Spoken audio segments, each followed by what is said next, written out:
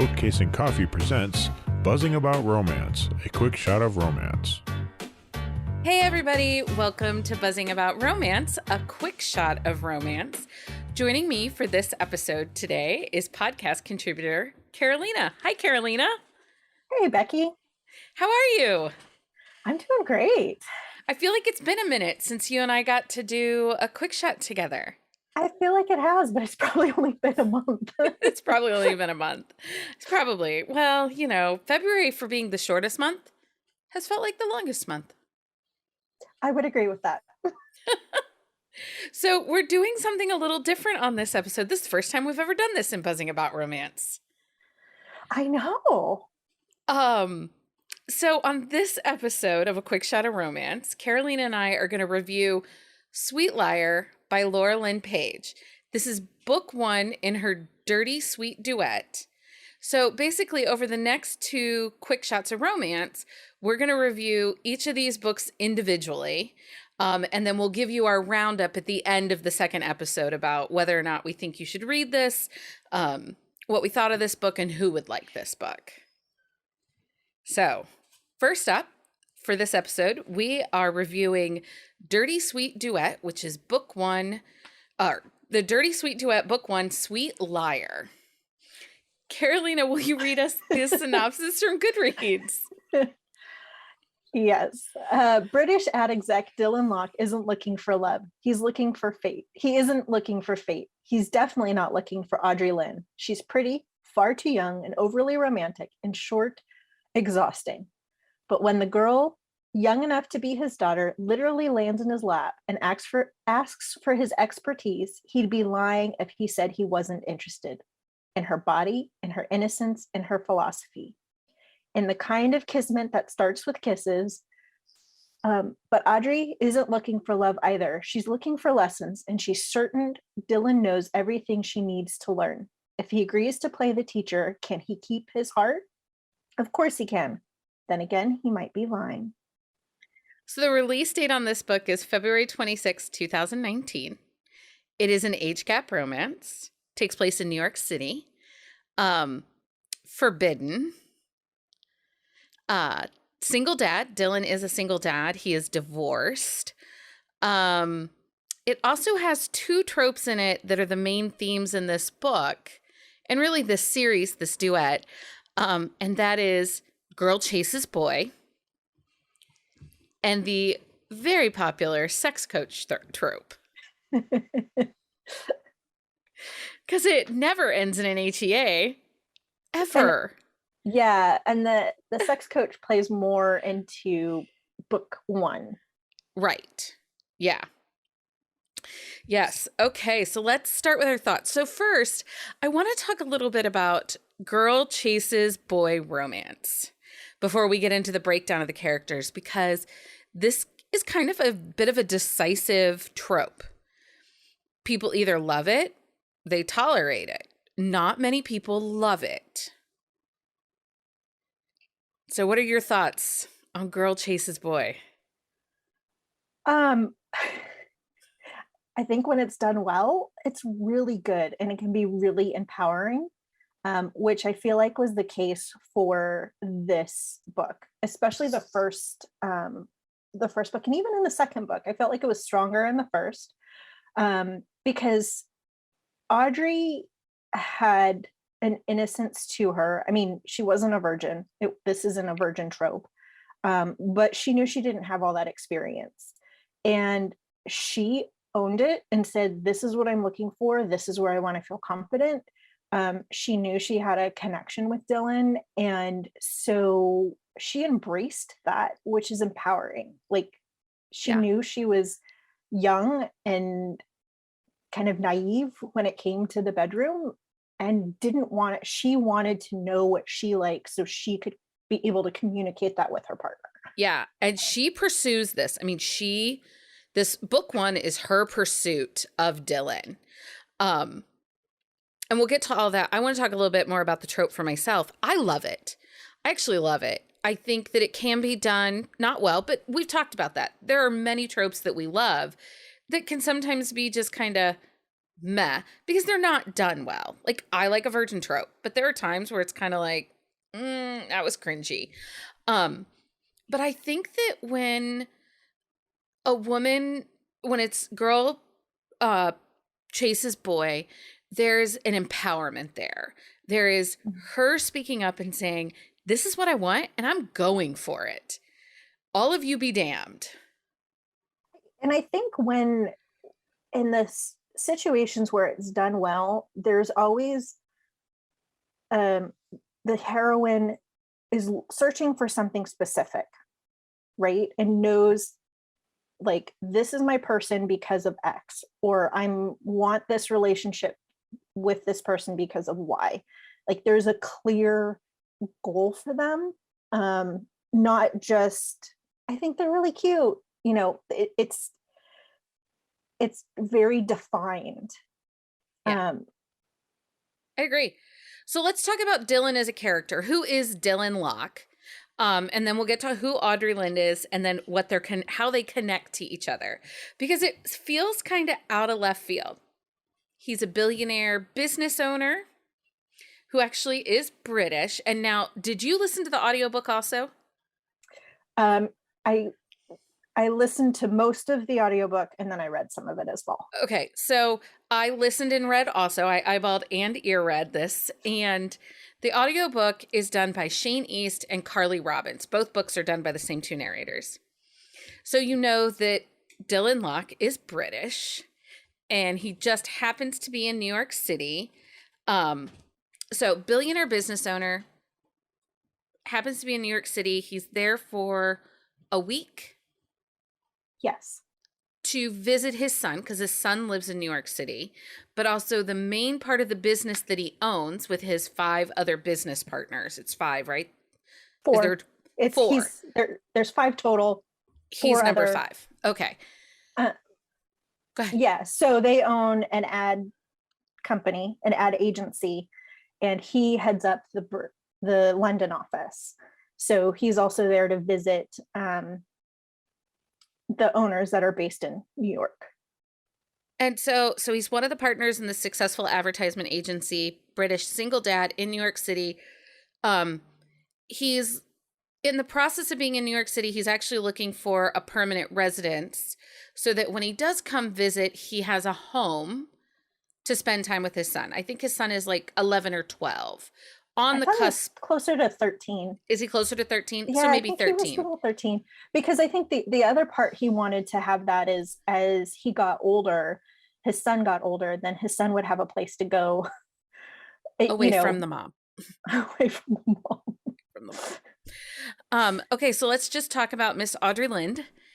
Well, we also need to, I think we also need, it's important to say that Dylan and his ex-wife don't have a great relationship, because she cheated on him and their relationship ended badly, and they still don't, and it's been a few years since their divorce. So it's not fresh, but he carries a lot from that.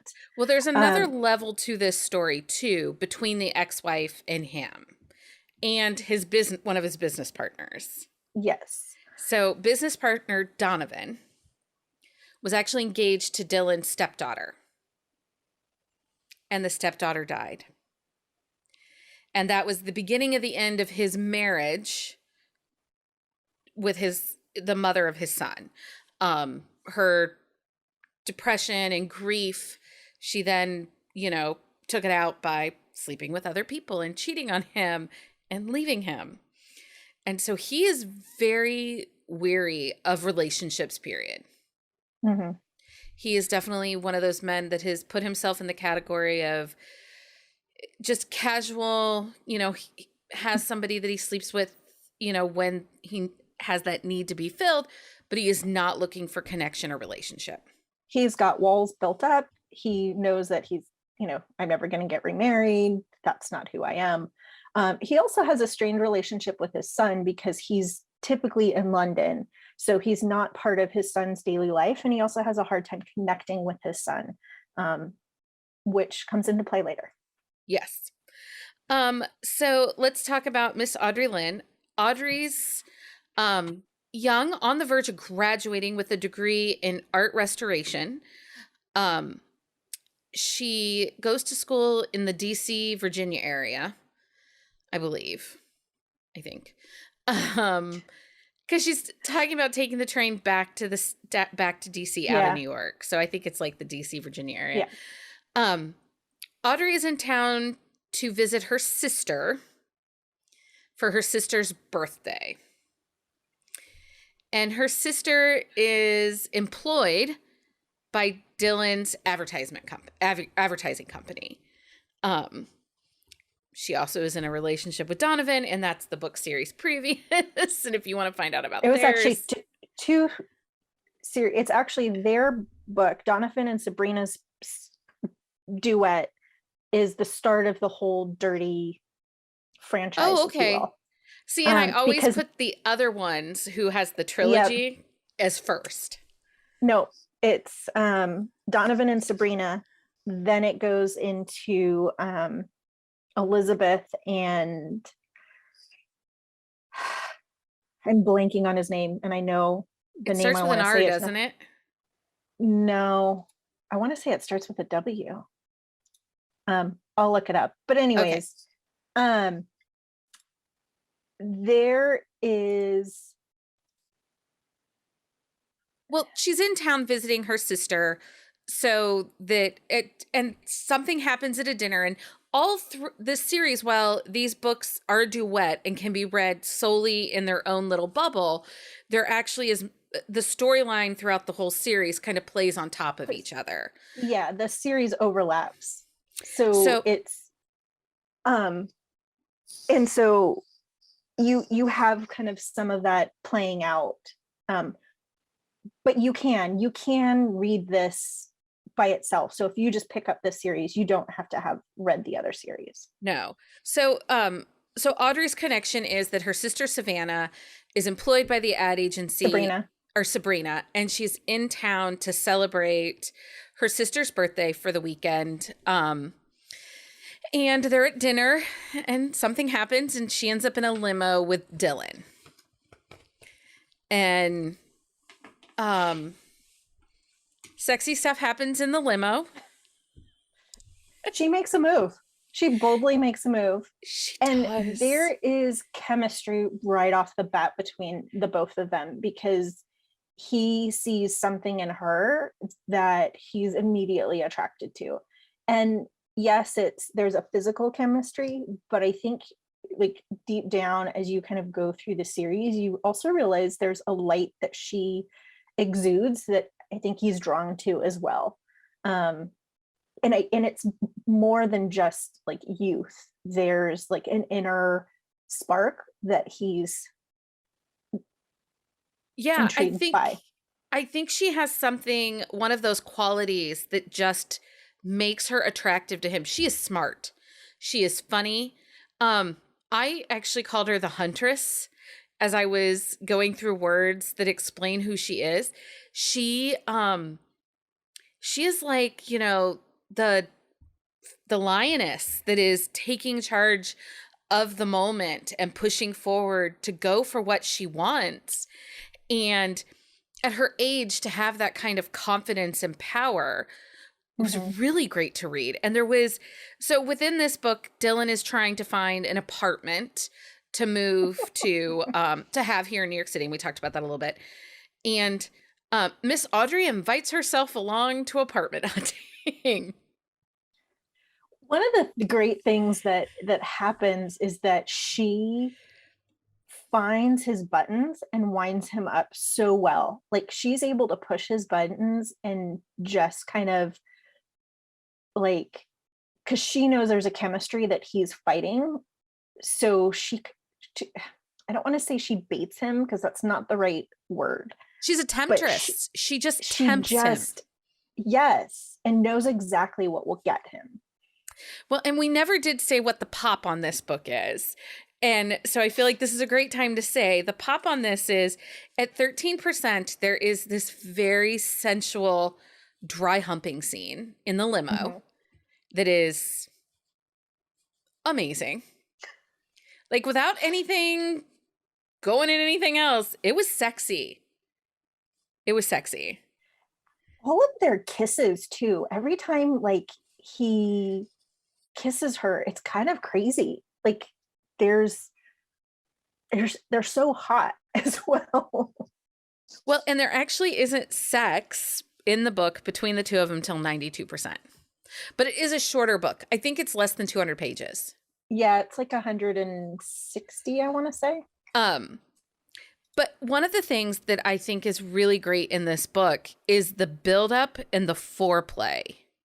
Because the sexual tension between these two, and like you said, she pushes his buttons, and it just really captures your attention. Well, even when you're talking about, like, let's go to back to the apartment scene, the apartment hunting, she's not afraid to embrace her sexuality and embrace the moment. So there's obviously an age difference. So when they meet the realtor for the apartment, he ends up introducing her as the daughter. She introduces herself as his daughter. And then there's just this whole like role play situation that happens as well. Yeah. And you know, you move forward and you see some of the interactions between Dylan and his son, and there isn't really, because of how short this book is, it's really setting up the next book. But as the book ends, there is no plan for them to connect again. Yeah, I would also say there's a sweet moment where Dylan is actually struggling to connect with his son towards the latter part of this book. Oh yes, when the son something happens with the son, and she validates the son. She has a conversation and validates the son, and Dylan is just taken back. That's in this book, right? Or is this part of the... Yes, okay. Because the son wants to do something and the mother says no. And the son makes some choices. And it puts everybody on alert. Yes. And so she kind of validates the son and says, you're seen, you're heard. And that also causes like Dylan to be very proud because he has this person to help connect with his son, but also freaks him out a little bit because he's thinking she's closer to his age than my own.